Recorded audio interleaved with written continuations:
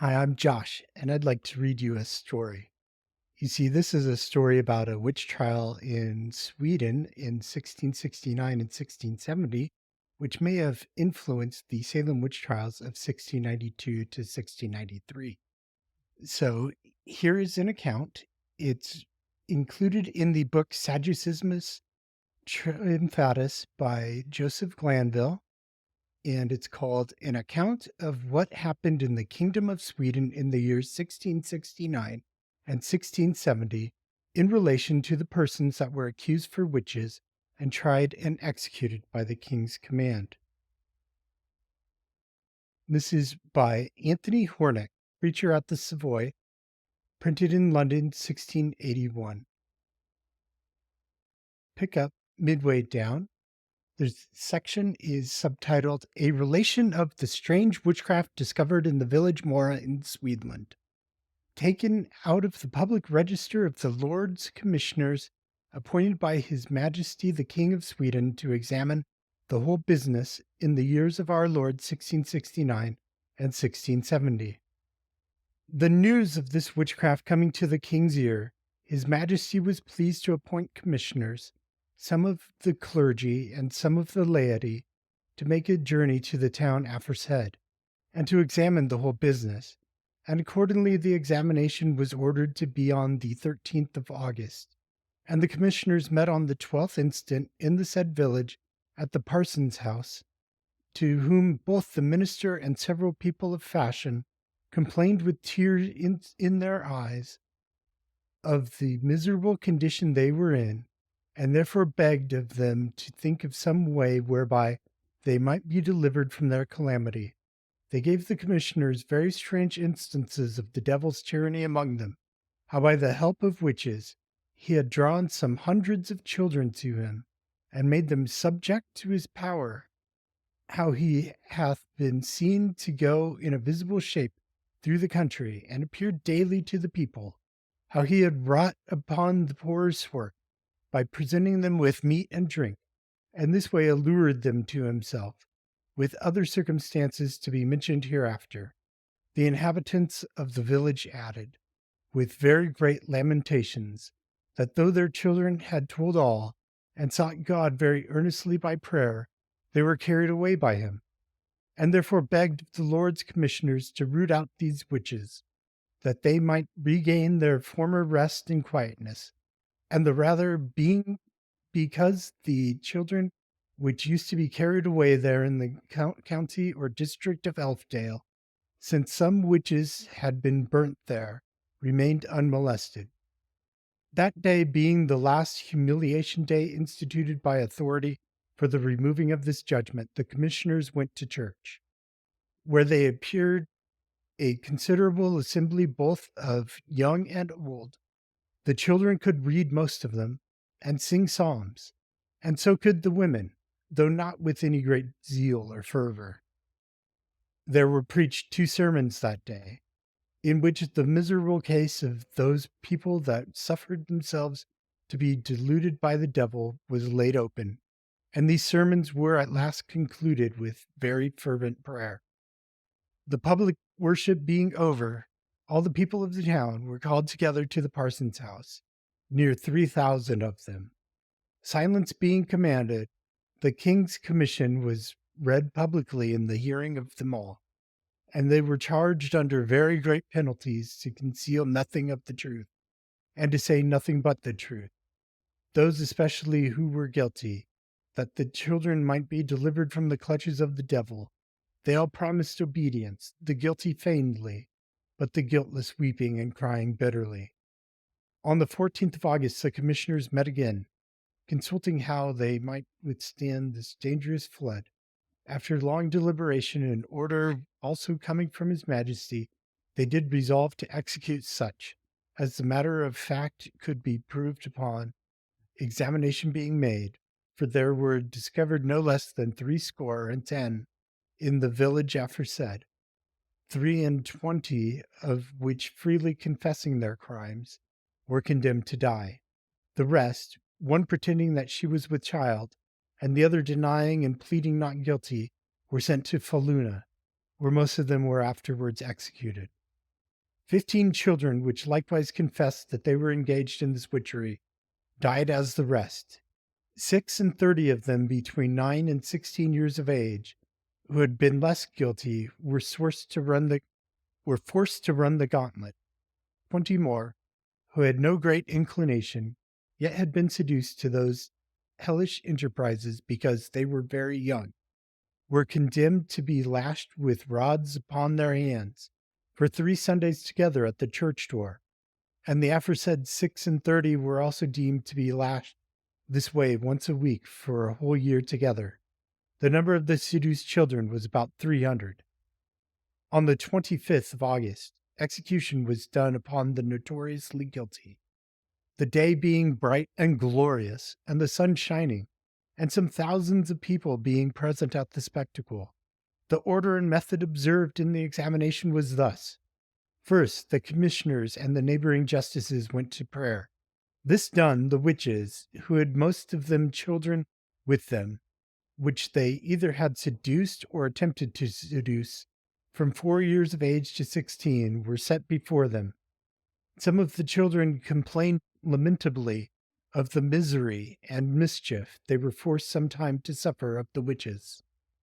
The children being asked whether they were sure that they were at any time carried away by the devil, they all declared they were, begging of the commissioners that they might be freed from that intolerable yoke. Hereupon the witches themselves were asked whether the confessions of these children were true, and admonished to confess the truth, that they might turn away from the devil unto the living God. At first most of them did very stiffly, and without shedding the latest tear, deny it, though much against their will and inclination. After this the children were examined every one by themselves, to see whether their confessions did agree or no, and the commissioners found that all of them, except some very little ones, who could not tell all the circumstances, did punctually agree in the confession of particulars. In the meanwhile, the commissioners that were of the clergy examined the witches, but could not bring them to any confession, all continuing steadfast in their denials, till at last some of them burst out into tears, and their confession agreed with what the children had said.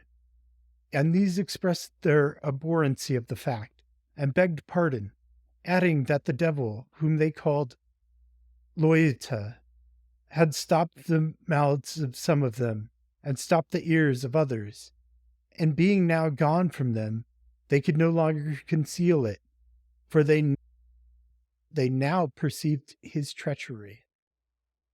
The confession which the witches made in Elfdale to the judges there agreed with the confession they made at Mora, and the chief things they confessed consisted in these 3 points: whither they used to go, what kind of place it was they went to, called by them Blockula, where the witches and the devil used to meet, what evil or mischief they had either done or designed there. Number 1. Of their journey to Blockula, the contents of their confession.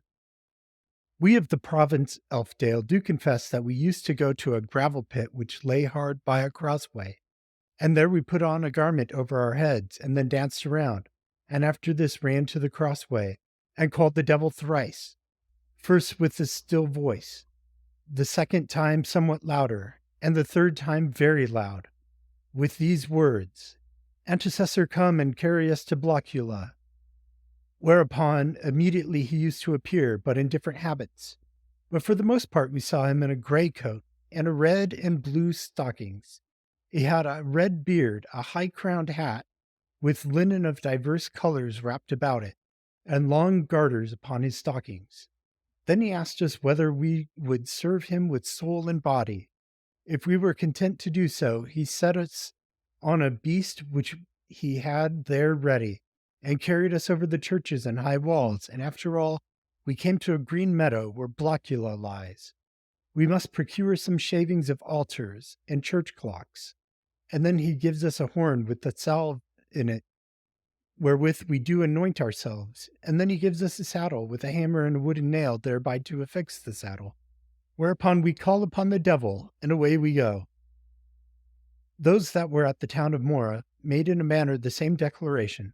Being asked whether they were sure of a real personal transportation and whether they were awake then when it was done, they all answered in the affirmative, and that the devil sometimes laid something down in the place that was very like them.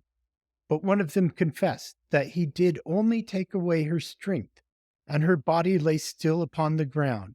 Yet sometimes he took even her body with him. Being asked how they could go with their bodies through chimneys and broken panes of glass, they said that the devil did first remove all that might hinder them in their flight, and so they had room enough to go. Others were asked how they were able to carry so many children with them, and they answered that when the children were asleep, they came into the chamber, laid hold of the children, which straightway did awake, and asked them whether they would go to a feast with them, to which some answered yes, others no, yet they were all forced to go. They only gave the children a shirt, a coat, and a doublet, which was either red or blue, and so they did set them upon a beast of the devil's providing, and then they rid away. The children confessed the same thing, and some added that because they had very fine clothes put upon them, they were very willing to go. Some of the children concealed it from their parents, but others discovered it to them presently. The witches declared, moreover, that till of late they never had that power to carry away the children, but only this year and the last, and the devil did at this time force them to it, that heretofore it was sufficient to carry but one of their children, or a stranger's child with them, which yet happened seldom, but now he did plague them and whip them if they did not procure him children, insomuch that they had no peace nor quiet for him. And whereas formerly one journey a week would serve turn from their own town to the place aforesaid, now they were forced to run to other towns and places for children, and that some of them did bring with them some 15, some 16 children every night. For their journey, they said, they made use of all sorts of instruments, of beasts, of men, of spits and posts, according as they had opportunity. If they did ride upon goats, and have many children with them, that all may have room, they stick a spit into the backside of the goat, and then are anointed with the aforesaid ointment. What the manner of their journey is, God alone knows. Thus much was made out, that if the children did at any time name the names of those who had carried them away, they were again carried by force either to Blockula or to the crossway, and they were miserably beaten, insomuch that some of them died of it. And this some of the witches confessed, and added, that now they were exceedingly troubled and tortured in their minds for it. The children thus used looked mighty bleak, wan, and beaten. The marks of the lashes the judges could not perceive in them, except in one boy, who had some wounds and holes in his back that were given him with thorns, but the witches said they would quickly vanish. After this usage, the children are exceeding weak, and if any be carried overnight, they cannot recover themselves the next day, and this happens to them by fits.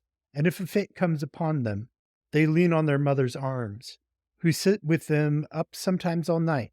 And when they observe the paleness coming, they shake the children, but to no purpose. They observe further that their children's breasts grow cold at such times, and they take sometimes a burning candle and stick it in their hair, which yet is not burnt by it. They swoon upon this paleness, which swoon lasteth sometimes half an hour, sometimes an hour, sometimes 2 hours.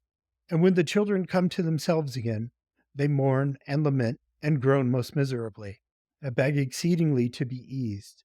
This 2 old men declared upon oath before the judges, and called all the inhabitants of the town to witness, as persons that had most of them experience of this strange symptom of their children. A little girl of Elfdale confessed that, naming the name of Jesus as she was carried away, she fell suddenly upon the ground and got a great hole in her side, which the devil presently healed up again, and away he carried her. And to this day the girl confessed she had exceeding great pain in her side. Another boy confessed, too, that one day he was carried away by his mistress, and to perform the journey he took his own father's horse out of the meadow where it was, and upon his return she let the horse go in her own ground. The next morning, the boy's father sought for his horse, and not finding it, gave it over for lost. But the boy told him the whole story, and so his father fetched the horse back again. And this one of the witches confessed. 2. Of the place where they used to assemble, called Blockula, and what they did there. They unanimously confess that Blockula is situated in a delicate large meadow whereof you can see no end. The place or house they met at had before it a gate painted with diverse colors.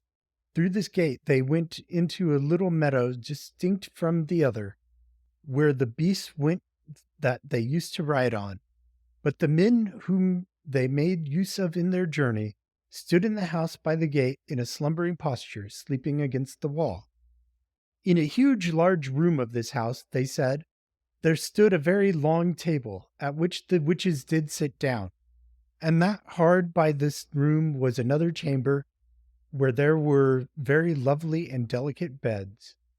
The first thing they said they must do at Blockula was that they must deny all and devote themselves body and soul to the devil, and promise to serve him faithfully, and confirm that all this with an oath.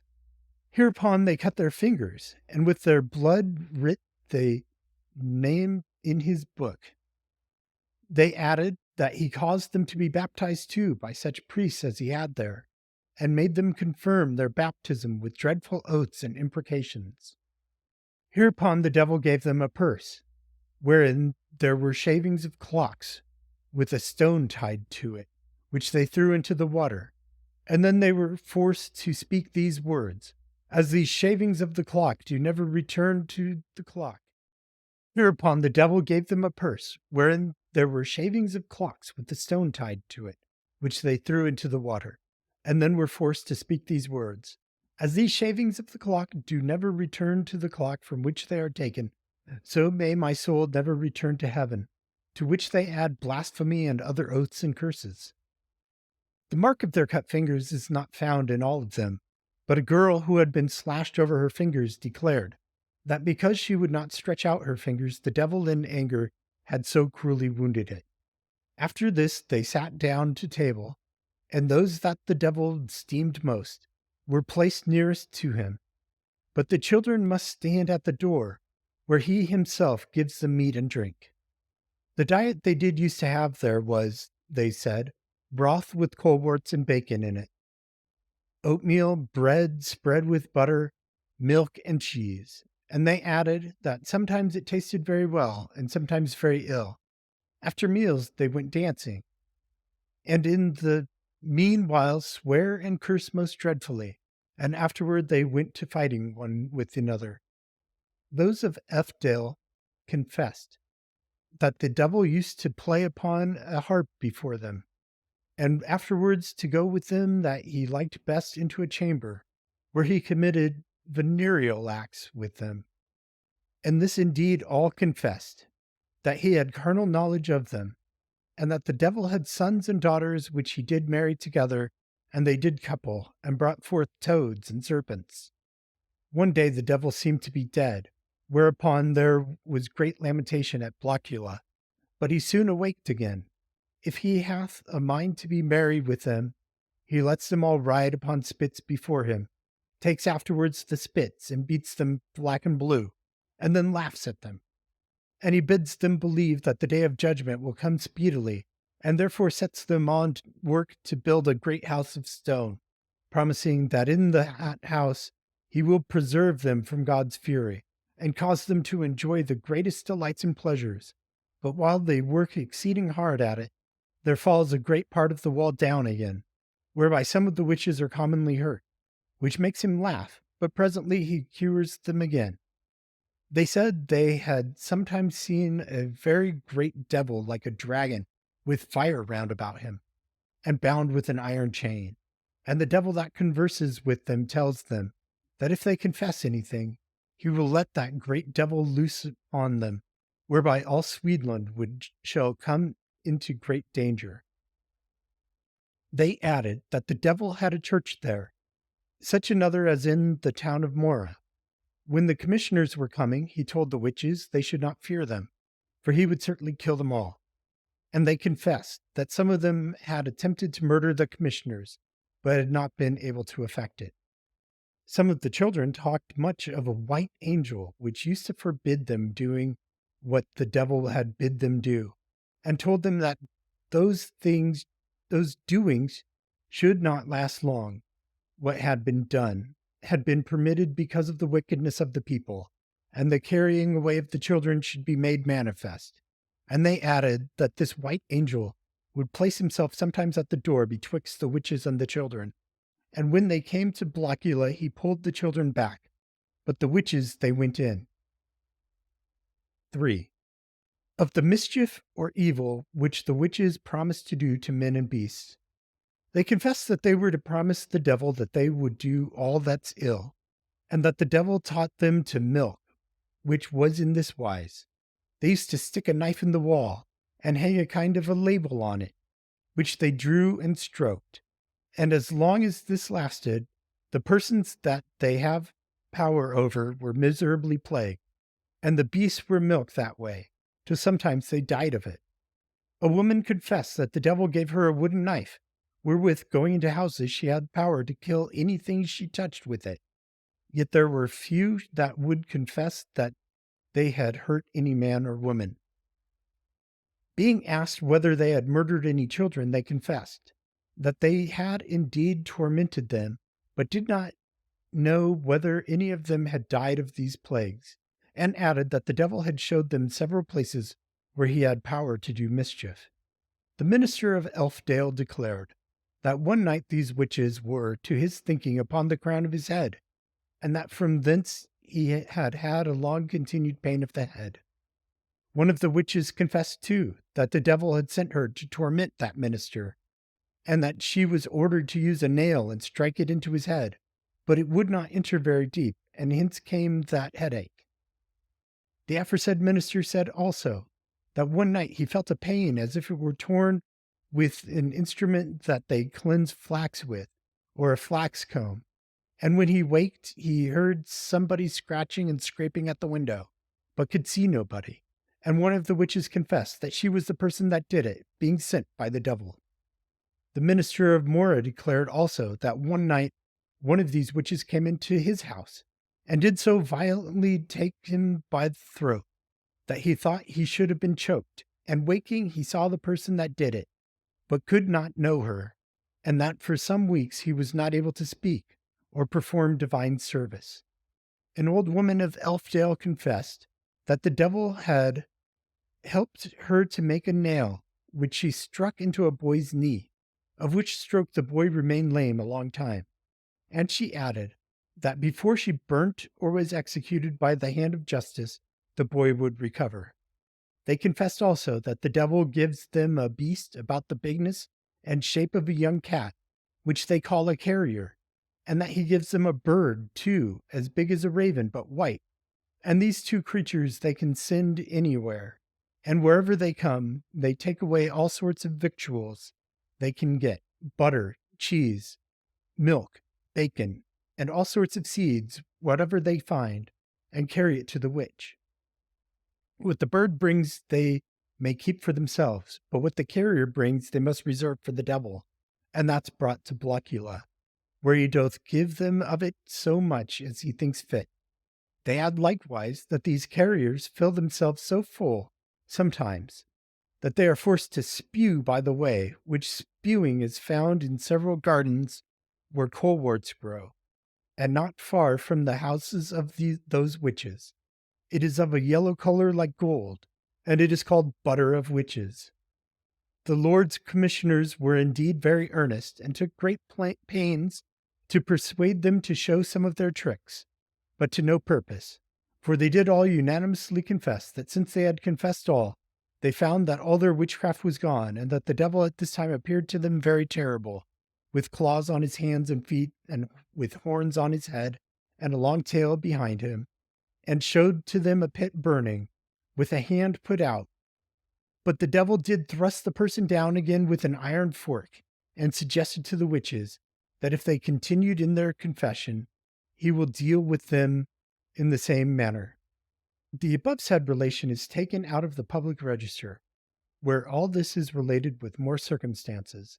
And at this time, through all the country, there are prayers weekly in all churches, to the end that Almighty God would pull down the devil's power and deliver those poor creatures which have hitherto groaned under it. The end. So you'll notice, knowing your Salem history, that uh, there are many similarities in how the afflicted persons and other victims behaved and what people testified to. So I'll leave you thinking about what other similarities you found, and you can hit me up in the comments with your answers.